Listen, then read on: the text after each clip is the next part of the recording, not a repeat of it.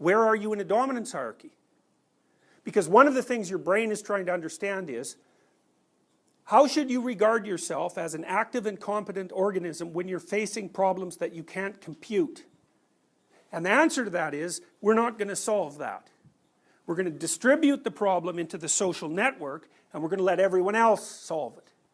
And so if you rise up in the dominance hierarchy, your brain reacts as if the dominance hierarchy structure, which is composed of many, many brains, has run its computations and decided that you're pretty damn competent.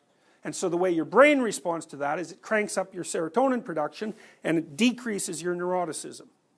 And it's perfectly reasonable computation because A, if everybody says you're competent enough so that you're going to get more rewarded for your competence than other people are. And that's going to make you more secure in your job. And it's going to make you more desirable and in demand among other people. And that's going to give you access to resources you wouldn't otherwise have. So, and then there's a correlated element to that, which is sort of your level of self-esteem, although that's very much associated with neuroticism. People with high self-esteem generally have low levels of negative emotion. It's not clear that those are separable phenomena. Well, let's say you want to have the first question is, can you have a meaningful life? Right? Because we're going to start from the proposition that unvarnished life is very dismal and dreadful, right? So if you're not prepared for it, it'll just grind you up, and that will be very painful. Okay, so we're going to use that as a baseline. The baseline isn't that you're going to be secure and happy. The baseline is, there isn't much of you, you're very fragile, and things will grind you into nothing. That's a Buddhist stance, right? Because the Buddhists say, first dictum of Buddhism is, life is suffering. The first dictum isn't that life is happy. So the Buddhists basically say, chaos is the normative condition. Okay, so fine. So how do you do that? How do you deal with that? It's not how you fight against it or defend against it. I don't think those are appropriate conceptualizations. It's not positive illusions, it's not defense mechanisms, it's none of that, although you may also use that. What it is, do you have an intimate relationship that works? Do you have a family that's networked well together and strong? Do you have some sort of interesting occupation that regularizes your schedule, gives you something productive to do on a long-term basis, is stable and productive, right? Do you have something that you find engaging to do, or maybe more than one thing outside of work, right? And are you compromising your mental and physical health by doing any things that are particularly stupid?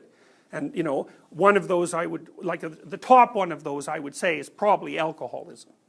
So if there's one thing you really want to avoid that screws up your life, it's drinking too much. It is unbelievably dangerous. So the first thing we might say is, well, let's optimize those. Well, the more you optimize those, the more pillars there are in your plan.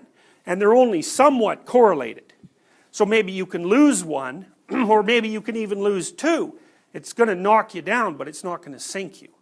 You know, and then you might also want to have variance on those plans to some degree. So like one of the things I mentioned earlier is that it's always nice to have an alternative to your current job at hand, because it stops you from being vulnerable. It also stops you from being a slave or a victim, or maybe even stops you from being a tyrant, because you've got some choice. So you diversify your hierarchy of plans, essentially. Just like you do, you can think about it as stock market investing in some sense. It's a very analogous idea.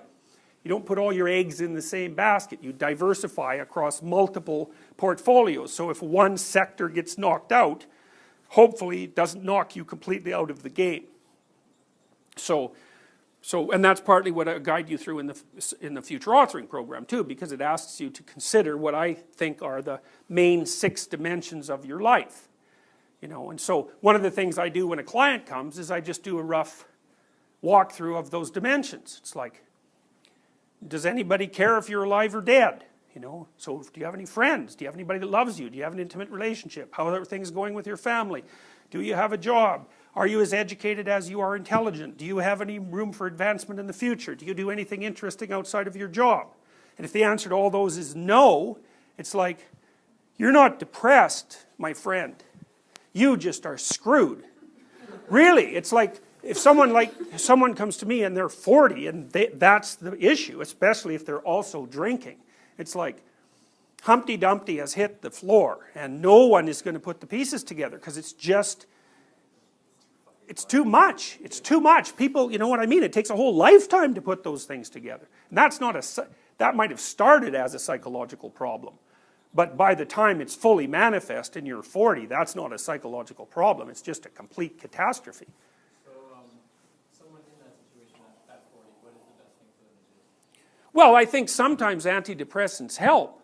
And the reason they help is because they actually buffer the stress response. So, you know, you're being ground down by the world. Because essentially what you are is you're not even in the dominance hierarchy. You're so low in the dominance hierarchy that you're not even in it, right? You're an outcast, fundamentally. So maybe buffering the stress response will help the person just not die from that. And then you start with one thing. You know, it's like you lay out the potential areas for improvement on the table, and you say, well, can we think of some small steps that you might take in one or more of those domains to start putting something solid underneath your feet?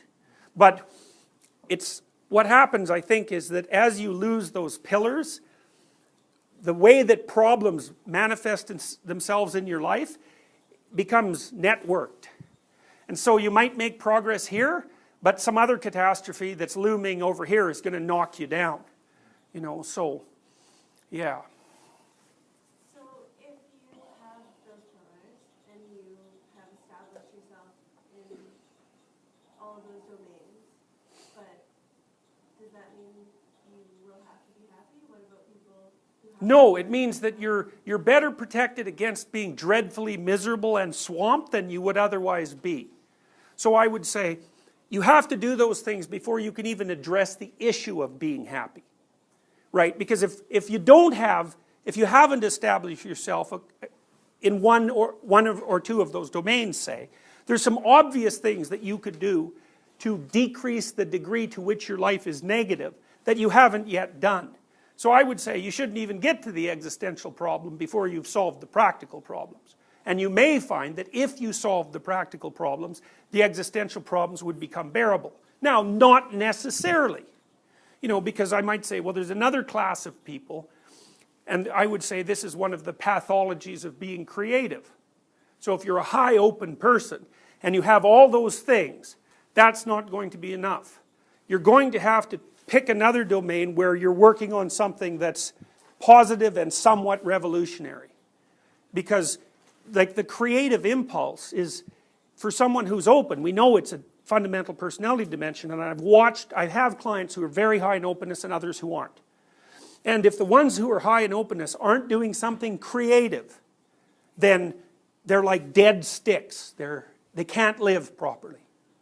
So you know that, and I think those are the people, for example, who benefit particularly from depth psychological approaches, especially Jungian approaches. I think that all of Jung's clients were high in openness.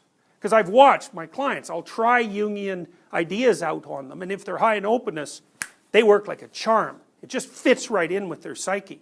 But if they're conservative people, fundamentally conservative people, low in openness and high in conscientiousness, it just doesn't click. Because the Jungian approach is aesthetic and creative, and lots of people aren't either of those things. So, there was another question? Yes? Yeah, but they fight, especially if you're orderly. You know, because conscientiousness is partly orderliness and partly openness. Hitler was like that. He was extremely orderly and extremely high in openness. And one of the ways he solved that problem, which was quite interesting, is that whenever there were art exhibitions in Nazi Germany, there were two types. There was the approved Nazi art, which was very structured and conventional, and you know, bordered on the propagandistic, and there was forbidden art, which was really chaotic, and like often it was the expressionist stuff, for example, which is really emotionally expressive, but chaotic. And Hitler would have both exhibitions going on at the same time, and one of them would be forbidden and the other would be approved, you know. So, but the problem with orderliness is that you want everything to be in its category, and no wonder. We've described why that is. But if you're open, you're always thinking, well, maybe there's a better way of putting those things in a category. And that's tough.